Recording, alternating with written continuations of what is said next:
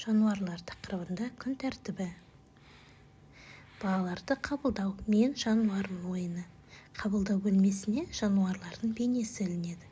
Таңертең балабақшаға келген балалар бір жануарды таңдап, сол жануардың қимылы мен дыбысын салып, ойын бөлмесіне өтеді.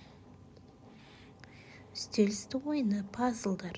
Балаларға пазлдарға бөлінген жануарлар суреттері беріледі. Балалар суреттерді құрастырады. Ертеңгілік жаттығулар. Бұл жаттығу әуенімен бірге телеграм-каналда сақталып тұр. Сол жақтан қарасаңыздар болады. Таңғы асқа отырғызу. Ас ішкенде күнде біз сөйлемейміз, күлмейміз, астан басқа өзгені елемейміз, білмейміз. Балалар тамақтануға кіріседі. Ұйымдастырылған іс-әрекетке дайындық. Балалар шеңберге тұрып, бір-бірімен жануарлар рөлінде амандасады. Әр бала өзіне қарама-қарсы тұрған баламен амандасады. Тәрбиеші пілдер қалай амандасады деген кезде балалар мұрнымен амандасады, және тағы да сол сияқты. Серуен, қыстап қалатын құстарды бақылау.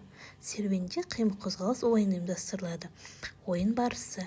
Ойыншылар бір-бірінен бір адам қашықтықта шеңберге тұрады. Шеңбердің сыртында түлкінің үйі көрсетілген. Мұғалімнің белгісі бойынша балалар көздерін жұмады.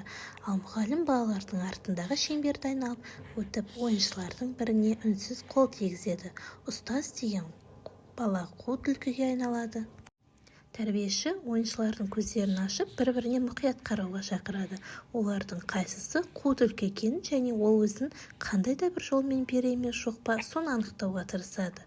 Хормен ойнайтындар 3 рет сұрайды: айлакер түлкі қайдасың? Бұл кезде барлығы бір-біріне мұқият қарайды.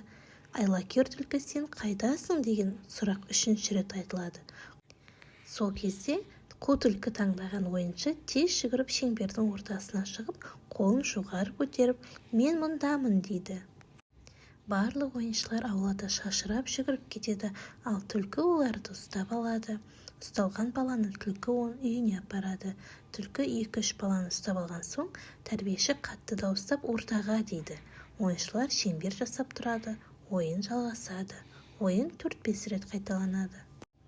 Түскі ұйқы. Балаларға ертегі оқу. Қасқыр мен түлкі ертегісі. Ұйқыдан ояну, сауықтыру шарасы. Қос алақанымызбен бетімізді мысықтар секілді сипайық, жуынып жатырған секілді жай жасаймыз. Енді көз алмасының үстін қаламмен сызған секілді жеңіл өтеміз. Содан соң астыңғы бөлігін тура солай жасаймыз. Екінші жаттығу. Енді жұдырығымызды түйіп алып, кезек-кезек иегіміздің астына қоямыз. Бұл біздің бет бұлшық еттерімізге пайдалы екен. Үшінші жаттығу. Ал енді балалар маймылдар секілді еркелейтін кез келді. Аяқтарымызды 2 қолмен қапсыра құшақтап, оңға бір аунаймыз, қайта ораламыз, аяқты созамыз. Содан кейін солға бір аунаймыз, қайта ораламыз. Аяқтарымызды созуды ұмытпаймыз. Күннің екінші жартысындағы серуен, қимыл-қозғалыс ойыны. Бері шыға ғой қоян қимылды ойыны. Ойынның мақсат-міндеттері балаларға шеңбер бойымен жүріп, барлығы бірге топтасып, бері шыға ғой қоян сөздерін айтып, көрсетілген қимылдарға еліктеу қабілеттерін жетілдіру. Педагог балалардың бірін қоян атап, барлығымен бірге оны шақырады. Шақырылған қоян ортаға шығып қимылдарды жасайды. Педагог үлгіні көрсете алады. Балалар қайталайды: бері шыға ғой қоян, ақ құлақтармен ойна, былай көрсет, былай көрсет, ақ құлақтармен ойна. Серуеннен соң балалардың кешкі астары ұйымдастырылады және балалардың үйге қайтуы. Осымен бүгінгі күн тәртібі жануарлар тақырыбында өткізілді.